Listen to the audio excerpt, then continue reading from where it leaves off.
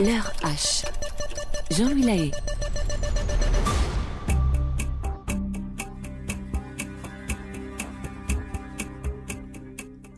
Baie de la ville de Whitby, en Angleterre. Nous sommes au cœur d'une nuit aussi noire que l'âme des monstres qui sévissent dans les profondeurs de la mer. Un navire en proie aux plus horribles difficultés cherche à cheminer vers Londres. Le Déméter, c'est son nom, fait face à de violentes bourrasques de vent. Il se rapproche des falaises et des pics de roches avec une inquiétante facilité, comme si à son bord, plus personne n'était là pour le guider vers les eaux plus sûres du grand large. Pourtant, tout près de sa position, un phare éclaire dans l'obscurité ceux qui seraient tentés de venir jouer au contact des récifs. Arnold Dowdry est un homme qui connaît la mer comme sa poche. Il est gardien de phare ici depuis plus de 30 ans. Et voilà que grâce à la lampe de son immense balise, il observe ce qu'il se passe sur le pont de ce navire, qui ne bouge plus qu'au gré du courant. Il ne saurait expliquer une telle sorcellerie, mais le ciel s'est couvert à l'arrivée du bateau dans la baie de Whitby. L'embarcation apporte avec elle le malheur absolu en Angleterre. Mais cela, Arnold l'ignore encore. Nous sommes le 24 octobre 1885. Il est 1h45 et c'est l'heure H de mon histoire.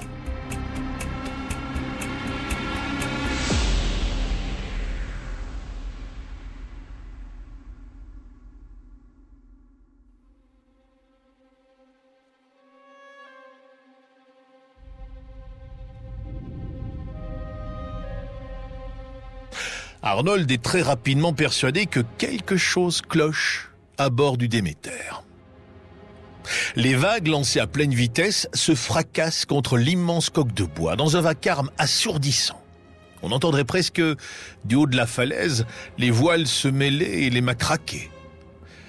Arnold connaît les bateaux, il en voit passer tous les jours. Et celui-ci est un pourfendeur de tempête. Alors, pourquoi n'avance-t-il pas ? Ah, c'est là toute la question. Devant tant d'agitation, son fils se réveille et se joint à lui pour contempler ce spectacle de désolation et de malheur. Soudain, de leur poste d'observation, à l'abri des éléments, ils sentent tous deux que le vent force davantage. Immédiatement, cela se répercute sur les flots.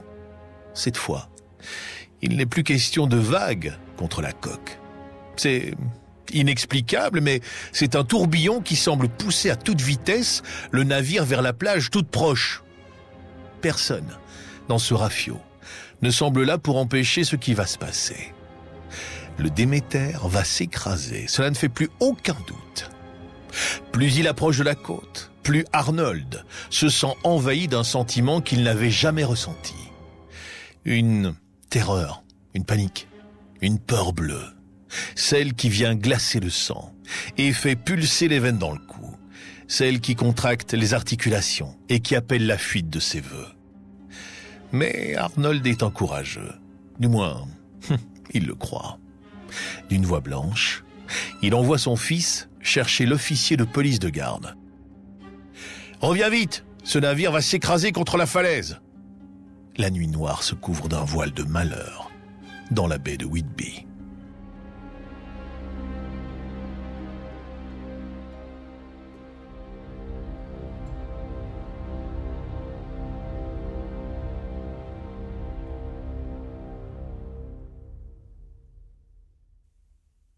Le gamin court à bride abattue dans la lande. Le navire est lancé à pleine vitesse vers le sable de cette crique située juste à l'aplomb du phare d'Arnold. Le gardien, lui, n'a pas bougé. Pétrifié par ce qu'il ressent, il ne peut esquisser un mouvement. L'alerte est sur le point d'être donnée. Il devrait déjà avoir enfilé son ciré et ses bottes. Il devrait avoir couru jusqu'en bas pour aider ces malheureux qui, peut-être, se trouvent prisonniers du monstre de bois. Au lieu de cela, tétanisé par la peur, le gardien du phare ne bouge pas d'un pouce de son poste d'observation. Il en est totalement incapable. Les pires cauchemars se jouent devant ses yeux éveillés. Ses sens se paralysent dans un élan de survie. Mais de survie à quoi au juste? Il ne se passe rien si ce n'est qu'un navire va s'échouer. Des naufrages de ce type, il en a déjà connu des dizaines durant sa carrière. La région est hélas coutumière de ce genre de malheur. Alors, que se passe-t-il? Arnold tente de se raisonner. En vain. Chaque vague qui rapproche la coque du navire de la terre ravive en lui cette peur primaire. Il faut se sauver, et vite. Loin, très très loin même. Mais de cela, il en est incapable. Tourbillonnant, son esprit est un ouragan, en quête de réponses, qui n'arrive pas. Ses sentiments s'entrechoquent. Et il voudrait comprendre, mais n'y parvient pas. Bientôt, cette rêverie cauchemardesque touche à sa fin. Au pied de la falaise, dans un fracas immense, le navire vient d'arriver à sa funeste destination, le malheur.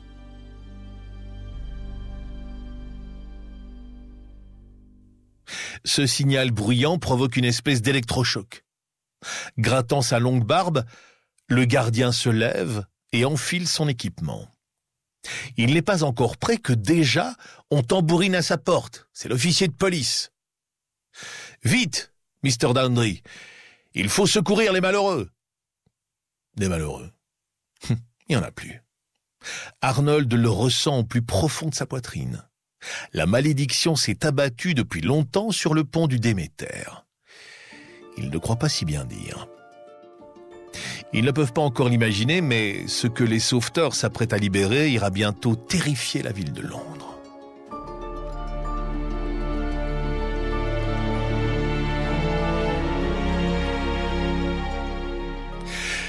Descendant le chemin escarpé qui va de la falaise vers la plage, les équipes de sauveteurs, les jambes tremblantes, sont repoussées vers les terres par un vent démesuré qui s'abat sur eux sans retenue.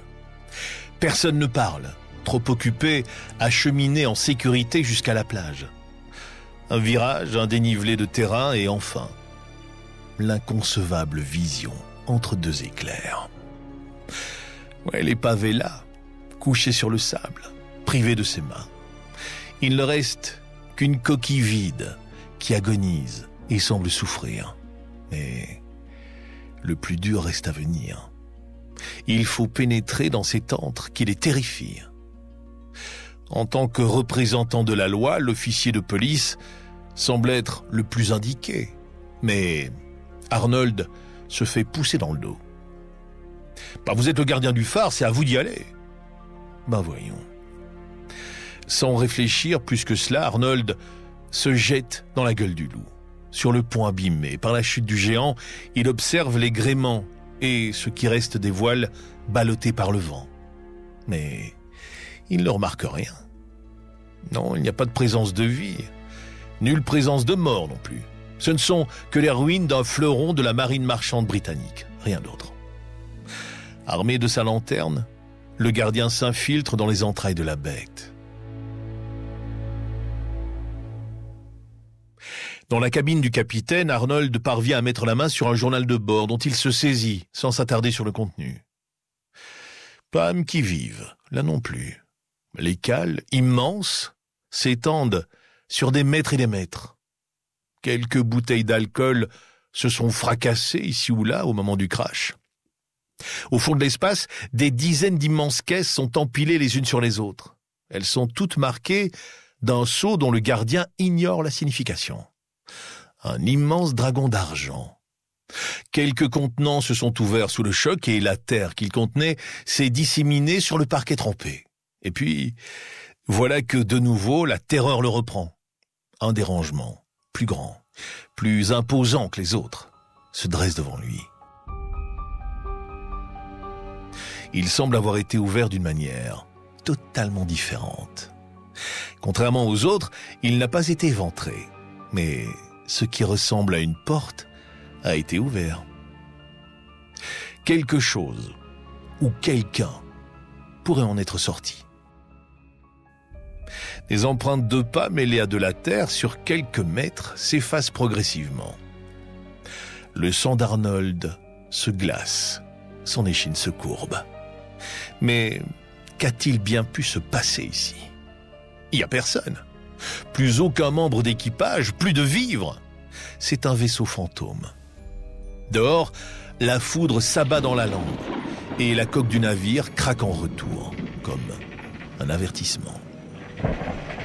Arnold remonte, déjà content d'avoir mis la main sur le journal de bord du capitaine. Juste avant de remettre pied à terre, une très grande forme noire, furtive, passe entre ses jambes et le renverse. Il se cogne la tête contre le parquet de bois et ne se relève qu'avec peine.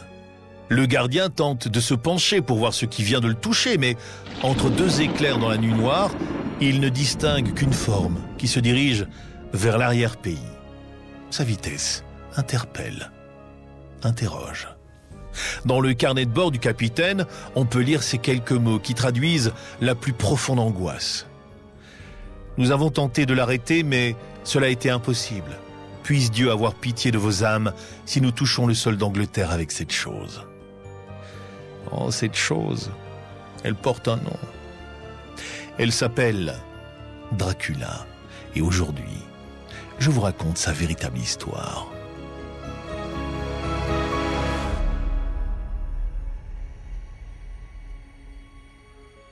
Très loin des films d'horreur, bien loin des contes et légendes, nous partons en chasse. Il y a des siècles et des siècles, sévissait sur les contrées de Roumanie un homme du nom de Vlad III, Bassarabe, celui qu'on appelle l'Empaleur, celui qu'on nomme le comte Dracula.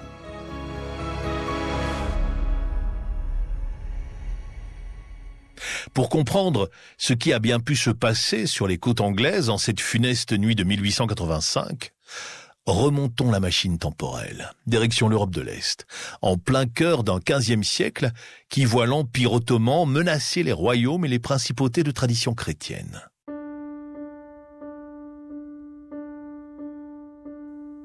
Vlad III, qui gère la Valachie, une principauté de Roumanie, est membre de la dynastie des Draculae, ce qui, en Roumanie médiévale, ramène à la figure du dragon. Ainsi est né le nom de Dracula.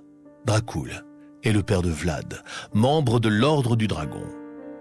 La lettre A ramène à sa qualité de fils. C'est ainsi que s'explique le patronyme de Dracula. Mais certaines voix, plus insidieuses que les autres, mentionnent que la signification renverrait plutôt au diable lui-même.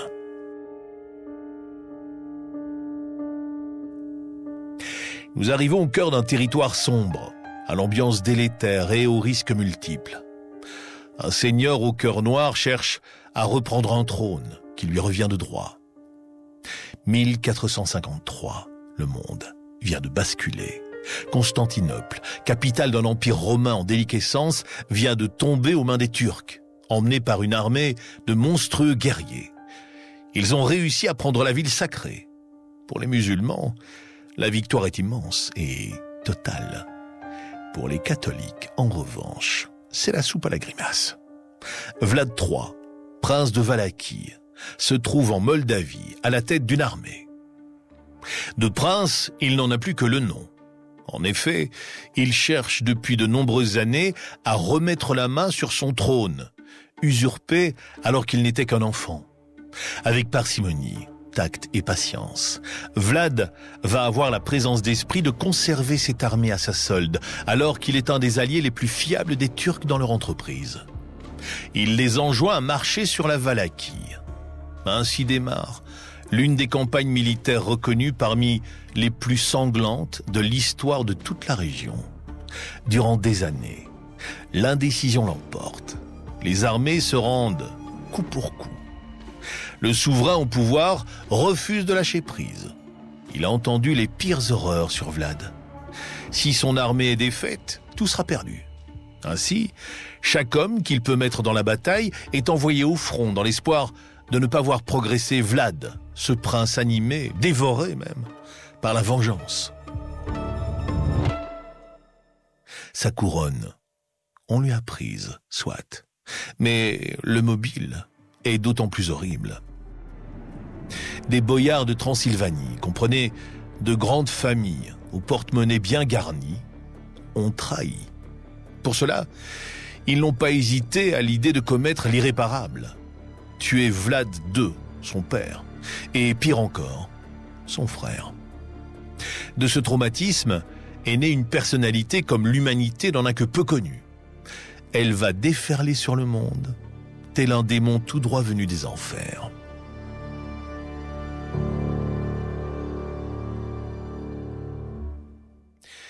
« 1457, soit 4 ans plus tard. Nous sommes le dimanche de Pâques, en plein cœur de la capitale de la Valachie. Depuis quelques semaines, Vlad est de retour sur son trône, mais il ne compte pas s'arrêter en si bon chemin. Aux abords de la ville, sous les nuages noirs qui s'amoncellent, se dressent des pieux.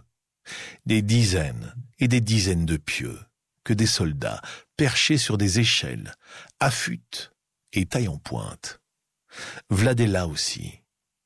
Il arbore une pierre précieuse en diadème sur le front et contemple. Au travers de ses yeux de feu, il observe des boyards, en vêtements d'un rouge cramoisi. Pour eux, c'est la fin.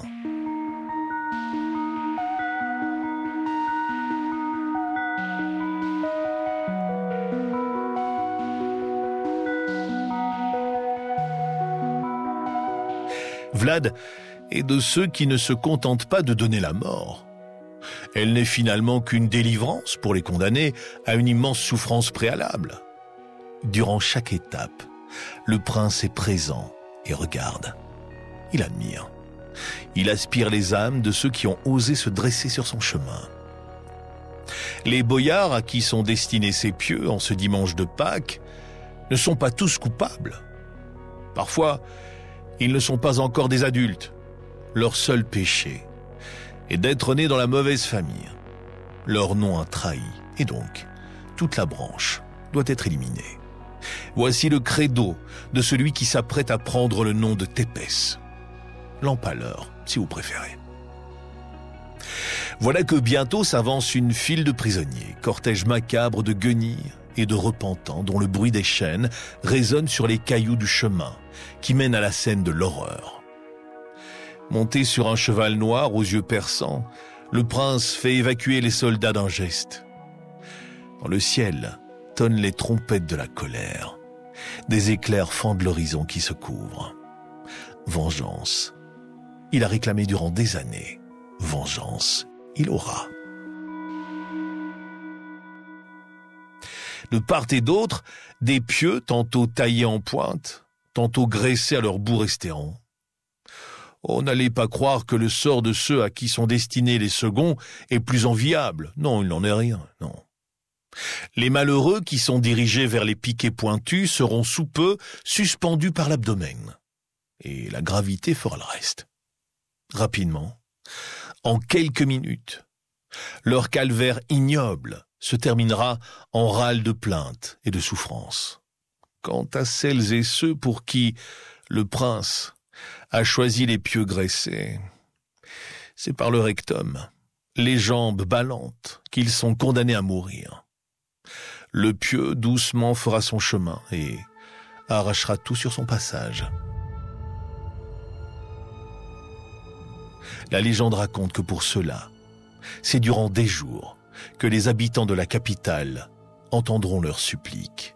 Et durant tout ce temps, le prince sanglant assiste à leur martyre. À la suite de ces terribles événements, la réputation de Vlad III va totalement basculer. Certains habitants murmurent qu'il est damné. D'autres s'interrogent, sachant les geôles du pouvoir remplies de pauvres âmes en souffrance, attendant leur tour. Qu'est-ce que le prince va faire de ces gens de tous âges, femmes, hommes, vieillards et grand-mères? Il leur laisse pour l'instant la vie sauve, mais pourquoi? Oh, rassurez-vous, le prince de sang a une idée. Il a besoin de bras pour se faire construire un château. Le mont Poenari est une des positions les plus stratégiques de la Valachie, l'une des plus isolées aussi. Peu de gens vivent autour de cette montagne sacrée pourtant si importante. Elle est au centre des carrefours des pouvoirs régionaux. C'est ici que Dracula décide d'ériger son propre château, en haut de ce mont dont les arbres dissimulent l'existence. Il manque cependant d'ouvriers. Pas de prisonniers, heureusement. Toutes les âmes perdues de ces cellules vont être obligées de marcher entre la capitale et la montagne que l'on dit déjà maudite. Bénis soient ceux qui trépassent sur ce trajet meurtrier. Quant à ceux qui vont bâtir la forteresse de leurs mains, de repos, ils ne pourront jamais trouver. Selon la légende, leurs vêtements en guenilles se déchirent et tombent. Quelques locaux assistent au sordide spectacle de prisonniers nus et écorchés qui entassent les pierres les unes sur les autres. En quelques mois, le château voit le jour. Il devient le lieu de tous les fantasmes, d'autant que des prisonniers disparaissent, les uns après les autres. Certains meurent de maladie et de mauvaises conditions imposées sur le chantier, certes, mais les autres, des bruits commencent à circuler. Vlad III, en réalité, ne serait pas un humain. Ce serait un monstre, venu des profondeurs des failles de l'humanité. Il boirait le sang de ses victimes dans un seul but, obtenir l'immortalité.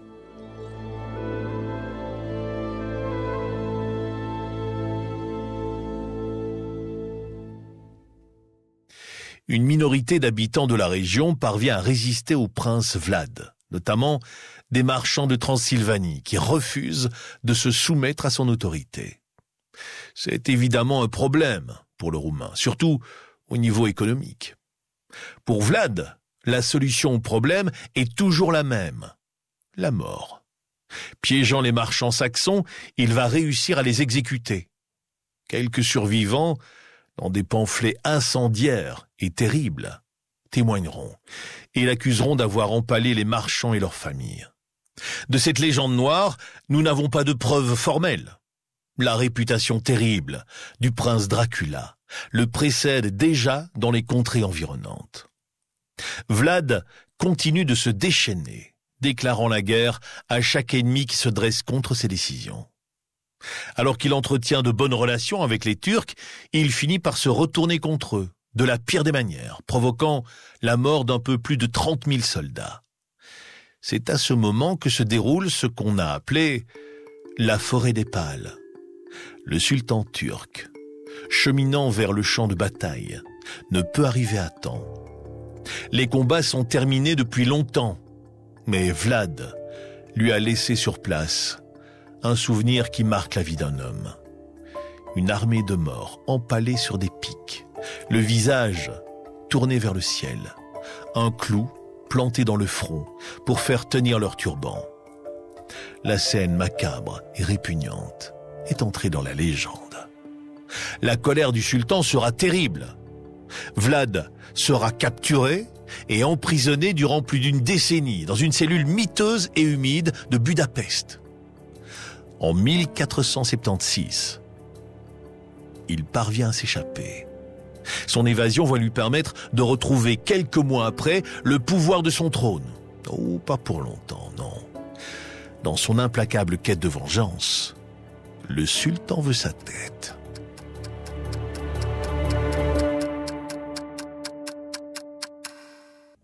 Nous sommes en 1933, à Snagov, en Roumanie, en plein cœur des territoires de l'ancienne principauté de Vlad III.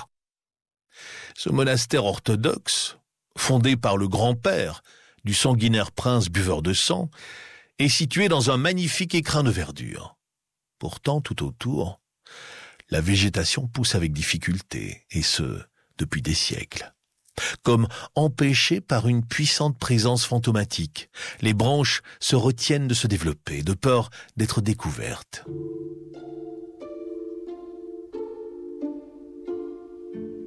C'est ici que deux spécialistes, l'archéologue Rossetti et l'historien Florescu, viennent mettre fin à un mystère vieux de plusieurs siècles. L'emplacement de la tombe de Vlad Tepes.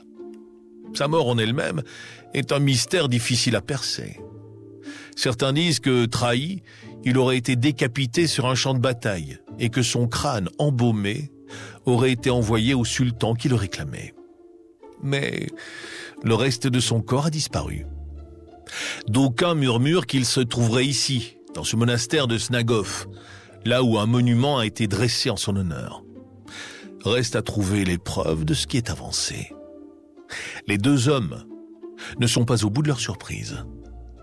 Un vent terrible s'abat sur les toitures. Et alors que les premiers coups de pioche font voler les dalles de pierre, les flammes des bougies du monastère s'éteignent, comme victimes d'un souffle putride, venu des siècles lointains. Le chantier d'envergure est prévu pour durer plusieurs semaines. Et les résultats vont être pour le moins troublants. Dans la tombe présumée de Vlad Tepes, on ne trouve rien. Pas l'ombre d'une présence, en tout cas, pas humaine. L'archéologue a quand même la surprise d'y trouver des ossements de chevaux, mais rien d'autre. Ni de paranormal, ni permettant de relier l'antre funéraire à la figure du prince sanguinaire. Sous les dalles de la nef, en revanche, un cercueil est remonté. À l'intérieur se trouve la dépouille d'un homme vêtu d'un habit en velours. Un voile est posé sur son visage et rend toute identification impossible, sans manipulation.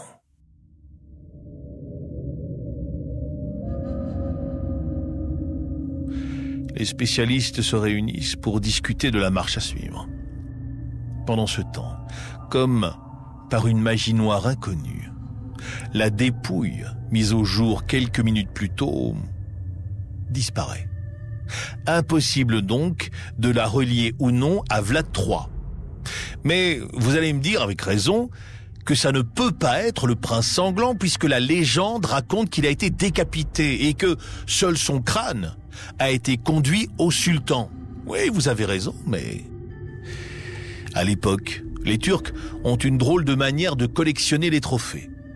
Ils arrachent les cheveux et la peau du visage et bourrent l'ensemble de coton. Ainsi, le crâne reste sur les épaules du malheureux mort. Du moins, ce qu'il en reste. Ceci expliquerait alors la présence d'un voile sur la tête. Quant à la disparition instantanée des restes, remontés à la surface, impossible de répondre à cette question. Frustrée, l'équipe de chercheurs rebouche les trous et laisse en suspens ce mystère de l'histoire. Mais quelque chose cloche. Dès son vivant, des rumeurs de vampirisme ont couru au sujet de Vlad III. Il se délecterait du sang de ses victimes. Parfois même, il irait planter ses canines dans le cou de certains prisonniers pour se repaître. Pour empêcher un vampire de sévir, des dispositions sont clairement établies. Il faut planter un pieu dans la bouche du mort afin qu'il ne puisse en aucun cas se transformer en créature du mal. Or, dans ces tombes retrouvées au monastère de Stingov, rien. Alors de deux choses l'une. Soit Vlad n'est pas enterré dans cet endroit, soit personne n'a rien fait à son décès pour l'empêcher de nuire. Cela expliquerait, pourquoi pas, que des histoires le concernant continuent d'être racontées alors qu'il est mort depuis des siècles. Le folklore roumain regorge d'anecdotes au sujet du pouvoir de ces buveurs de sang qui terrorisent certaines communautés ou certains villages. Le prince sanguinaire ne serait pas la seule horrible créature du mal. Elles seraient nombreuses à condamner de pauvres mortels à l'errance éternelle et à la mort, dans d'atroces et terribles souffrances. L'immortalité a un prix, celui de devoir boire du sang frais de vivant, de ne jamais être au contact de la lumière et de ne se déplacer que dans l'obscurité. Le jour n'appartient qu'aux vivants, la nuit c'est bien connu, est le théâtre de toutes les horreurs. Alors Vlad Tepes est-il un vampire ou un prince sanguinaire comme on a bien voulu le présenter? Patience, notre enquête arrive bientôt à son terme.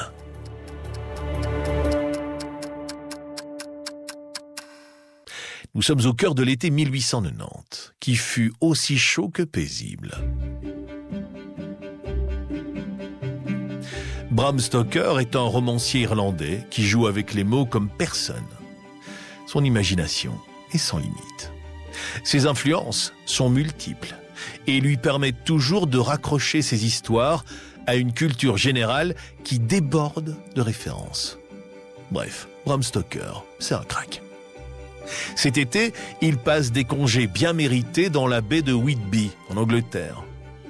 Coin cossu et particulièrement apprécié de la bourgeoisie. Whitby est une ville aux propriétés immenses, nichée sur les falaises. Son port est l'un des plus beaux du pays. Il est surplombé de magnifiques ruines datant du Haut Moyen-Âge. Pour la première fois depuis son arrivée, le temps est maussade. Alors qu'il se force à ne pas s'installer à son bureau pour écrire, Stoker part en balade pour visiter le musée de la petite cité. On y explique l'histoire de son abbaye, des fameuses ruines, mais aussi de son port. C'est là qu'un panneau, plus que les autres, va interpeller l'écrivain. On y parle d'un navire en provenance de l'Est de l'Europe, échoué dans la baie il y a quelques années. L'imagination reprend le dessus et Stoker se rend alors aux archives de la ville afin d'approfondir ses connaissances sur le sujet. Il a une idée derrière la tête, le romancier venu d'Irlande. Elle va le propulser en tête des ventes pendant un long moment. Une histoire de vampire, avec pour centre du récit l'omniprésence de Vlad III, voit le jour dans l'esprit de Bram Stoker. Mais de cargaison bizarre dans le navire, il n'y a jamais eu. Du terreau, tout au plus. Rajoutez à cela que dans la véritable histoire, l'équipage fut sauvé sans dommage et vous avez la preuve du choc entre réalité et fiction. Et si je vous disais que le Déméter n'a jamais existé non plus, vous me croiriez? Non? Et pourtant, le véritable navire de cette terrible nuit s'appelle le Dmitri, et il ne venait nullement de la Bulgarie, voisine de la Roumanie, mais de l'Estonie. Le coup de grâce, Vlad III n'a jamais été un vampire, et pour cause, on lui a tranché la tête. Il est venu le temps de remettre les pendules à l'heure sur tous les fantasmes et les légendes que nous évoquons depuis un petit moment. Après son évasion, Vlad III reprend le pouvoir en Valachie et finit par être tué, certainement en combat, certainement par les troupes envoyées par le sultan. Bon, jusque-là, vous me suivez. Mais ce décès amène son lot de légères subtilités. Devant la réputation sanglante de celui qui empale ses ennemis, et notamment les soldats turcs, le sultan a expressément demandé qu'on lui ramène la tête du prince de Valachie dans un coffre. Selon toute vraisemblance, cela fut fait, tant et si bien que le sultan eut le loisir de placer au bout d'une pique la tête du sanguinaire Dracula. Bien moins pratique d'aller sucer le sang de ses ennemis sans dents, vous en conviendrez. Bram Stoker se sert de la figure de Vlad pour construire la légende de Dracula. Le feu prince de Valachie est depuis sa mort au centre d'une histoire noire tenace, celle de l'empaleur, qui semble avoir des fondements de vérité. Mais au fil des siècles, cette légende s'est totalement substituée à la réalité des faits de l'époque.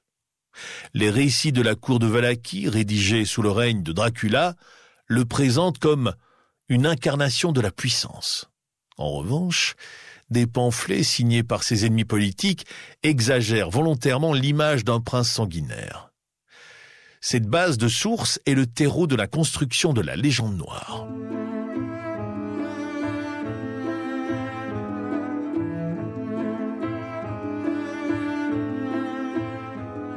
Le côté barbare du prince existe, ça ne fait aucun doute, mais de deux choses l'une. En premier lieu, il n'est pas un cas d'exception à l'époque, pas du tout même, c'est la norme. Deuxièmement, le nombre de victimes qu'on lui attribue est absolument délirant, notamment d'avoir amputé le nez de 24 000 de ses ennemis. De la propagande médiévale, voilà comment on pourrait présenter cela. Notons tout de même que les historiens sont parvenus à relier deux des épisodes fantasmés de la vie de Vlad à de réels agissements de sa part, durant le fameux massacre du dimanche de Pâques notamment. On ignore cependant si les victimes furent empalées, et surtout, la torture et la mise à mort ne concernaient que les chefs des familles de boyards impliqués. Nous sommes loin des dizaines et des dizaines de morts véhiculées par la légende. Les archives retracent bien un empalement de 2 Turcs diplomates au moment de sa guerre avec le sultan. C'est tout? Eh bien, au risque de vous décevoir, oui, c'est tout. Vlad n'était donc ni vampire, ni cannibale. Les meurtres des marchands qu'il a torturés et tués ont mené à une large propagande. Certaines gravures mentionnent qu'il buvait le sang de ses ennemis sur le champ de bataille, ce qui assurément est faux. Il était un homme cruel, soit, avide de pouvoir et de vengeance. Mais il ne me semble pas erroné d'admettre que depuis 500 ans, ils sont nombreux à se presser sur le perron de la cruauté. Voilà comment dresser la moralité, si une histoire de vampire sanguinaire peut le permettre, de cet épisode consacré à Vlad III, prince de Valachie. À n'en pas douter, le mensonge éhonté et la propagande peuvent former et installer dans l'histoire des réputations totalement éloignées de la réalité. Et c'est peut-être le plus terrible, ces réputations persistent dans le temps, avec une étonnante régularité. Vlad III est mort depuis plus d'un demi-millénaire, mais la résurgence de son passé ravive une légende noire destinée à le poursuivre, grâce notamment au roman Dracula de Bram Stoker et aux films qui sont sortis plus récemment. Jusqu'à la fin des temps, il sera l'empaleur, le buveur de sang devenu immortel grâce au sang de ses victimes. La postérité est souvent gage d'une vie réussie. Dans ce cas se pose tout de même la question de la malédiction.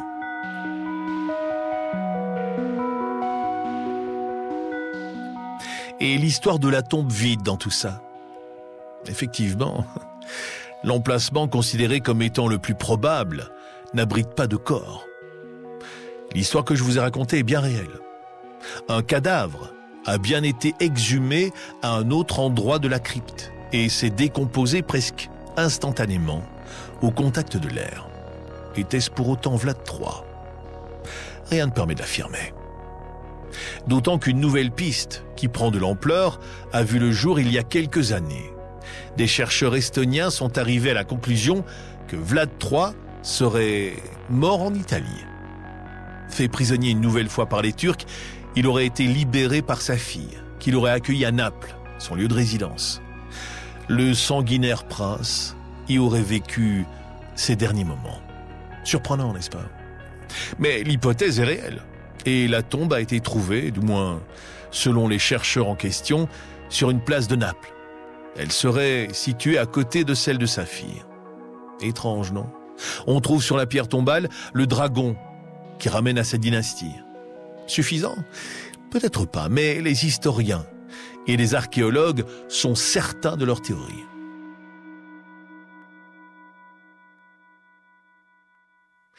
Ils expliquent en ces mots.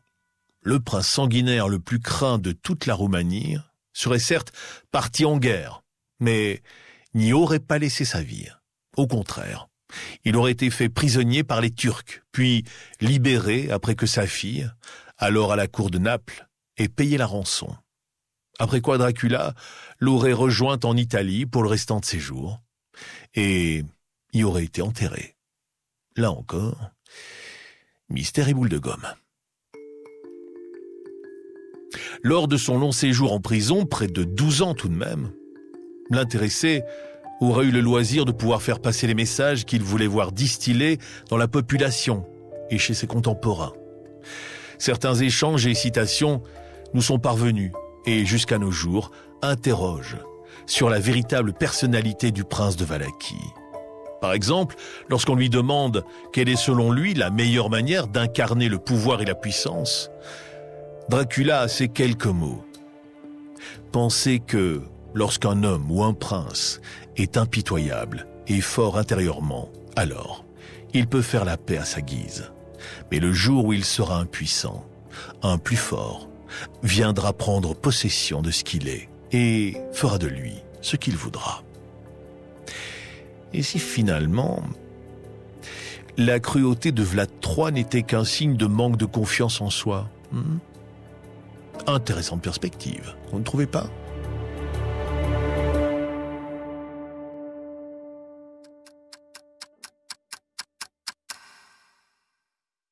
Voilà pour ce récit, que j'ai eu le plaisir de partager avec vous grâce à la plume de Valjean et à la collaboration des équipes de LDV Productions. L'heure H. Jean-Louis Lahaye.